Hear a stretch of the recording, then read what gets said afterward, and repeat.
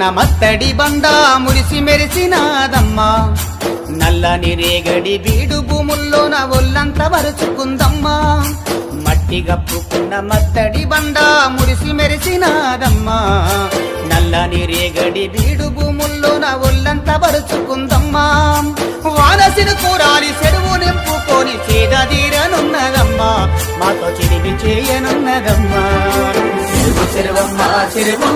మా ఊరంతా పోయింది కరువు నిండింది మా ఊరి చెరువు మా రైతన్నకే బతుకు తెరువు